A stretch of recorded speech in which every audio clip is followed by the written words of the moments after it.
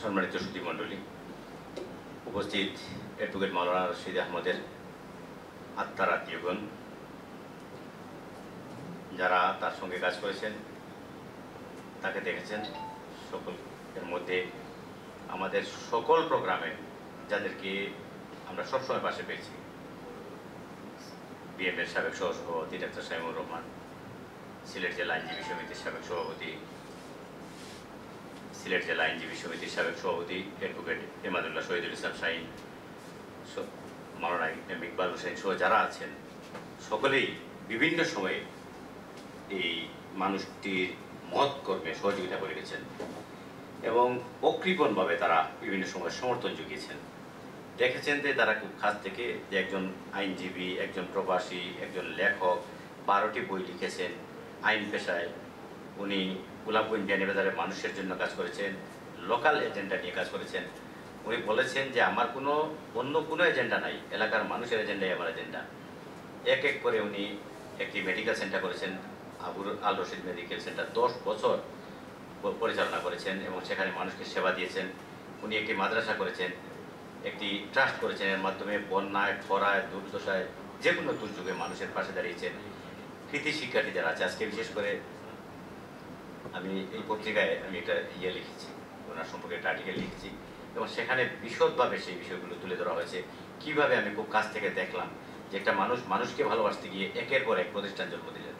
উনি গোলাপগঞ্জ বিয়ানীবাজারে একসঙ্গে 5টি কম্পিউটার ফ্রি প্রশিক্ষণ কেন্দ্র করলেন।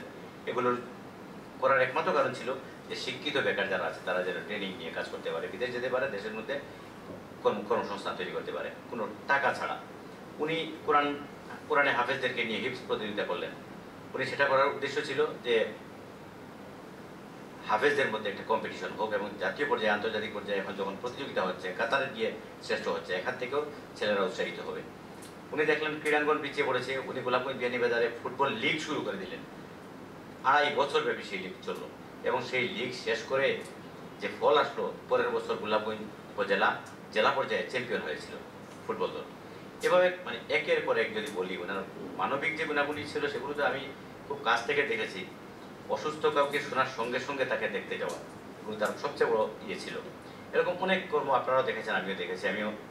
আমি অনুষ্ঠানের আয়োজন করার একমাত্র উদ্দেশ্য হলো যে মানুষের মৃত্যুর পরে বেশি দিন এগুলো থাকে না।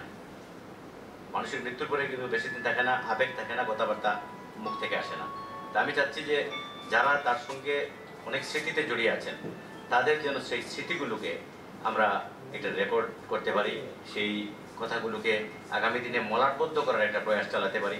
এরকম একটা উদ্যোগের অংশ হিসাবে আজকের এই স্মৃতিচারণ সভা। এখানে আমরা খুব ভালো করে কাউকে দাওয়াত দিই নেই যে মানে হল ভর্তি মানুষ থাকবে, এখানে খুব লিমিটেড মানুষ দাওয়াত দিয়েছি, যাদের সঙ্গে যারা তার পরিবারের সদস্য ছিলেন আর যারা তার বিভিন্ন কাজ দেখেছেন, বিভিন্ন সময় জেনেছেন, তাদের সম্পর্কে কথা বলার জন্য। আমরা এজন্যই তাদেরকে দাওয়াত করেছি এখানে এবং আসবেন, আরও 2-1 আসবেন, আপনারা জানেন যে তারা বক্তব্য রাখবেন, তাদের সবাইকে বক্তব্যের সুযোগ দেওয়ার জন্য অনুরোধ করছি।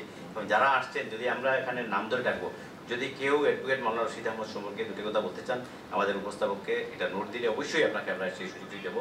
আমরা চাই অন্তত 2 মিনিট করে হলেও আপনি আপনার স্মৃতিটা মানে তুলে ধরুন।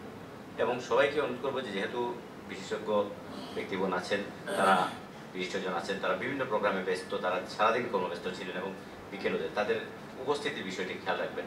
আমি সবচেয়ে বেশি খুশি হয়েছি এখানে একজন বীর মুক্তিযোদ্ধা অ্যাডভোকেট আব্দুল মালিক বীর প্রতীক, যিনি কয়েকদিন আগে তার একটা বই লিখেছেন, বই বের হয়েছে। আমাদের গোলাপগঞ্জের কৃতি সন্তান এখানে অসুস্থতা সত্ত্বেও এসেছেন। আমি আরও যারা এসেছেন সবাইকে স্বাগত জানাচ্ছি, ধন্যবাদ জানাচ্ছি।